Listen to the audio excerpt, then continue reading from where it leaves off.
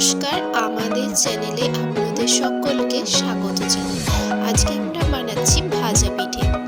এইখানে আমরা নিয়ে নিয়েছি মিষ্টি আলু, মুগের ডাল, আর নিয়ে নিয়েছি চিনি, নুন আর সাদা তেল। এবারে আমরা আলু আর ডালটাকে ভালো করে সেদ্ধ করে নেব।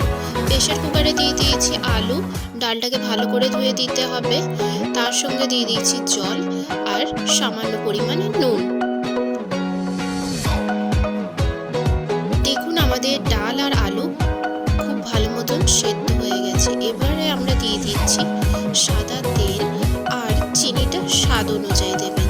যে যেমন মিষ্টি খেতে পছন্দ করেন সেই অনুপাতে দেবেন। এবার চালের গুঁড়ি দিয়ে ভালো করে মেখে নেব। এখানে আমি সেদ্ধ চালের গুঁড়ি ব্যবহার করেছি। এইখানে মাখবার সময় অবশ্যই খেয়াল রাখবেন ডালটা যেন গরম অবস্থায় থাকে, তাহলে চিনিগুলো গলে যাবে। এইখানে দেখুন আমি শক্ত করে মেখে নিয়েছি, আপনারাও এরকমভাবে শক্ত করে মেখে নেবেন।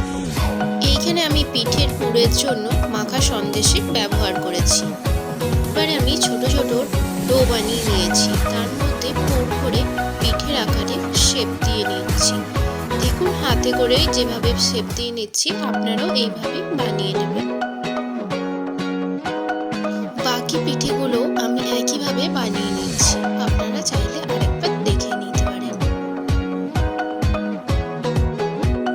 আপনি যদি এই পর্যন্ত ভিডিওটা দেখে থাকেন তাহলে একটা লাইক করে দেবেন, আর রেসিপিটা কেমন লাগলো আমাকে অবশ্যই জানাবেন। এইবার আমি কড়াইয়ে নিয়ে নিয়েছি সাদা তেল। সাদা তেলটা ভালো করে গরম হয়ে যাওয়ার পরই আমি পিঠেগুলোকে ছেড়ে দিচ্ছি, আর গ্যাসটাকে মিডিয়াম আঁচে রেখে দিয়েছি। তাহলে পিঠের ভেতরটা ভালো মতন সেদ্ধ হয়ে যাবে। দেখুন এক পিঠটা হালকা লাল হয়ে আছে, তখন আমি পিঠেগুলোকে উল্টে নেব। উল্টে পাল্টে পিঠেগুলোর দুদিকই ভালো করে ভেজে নেব।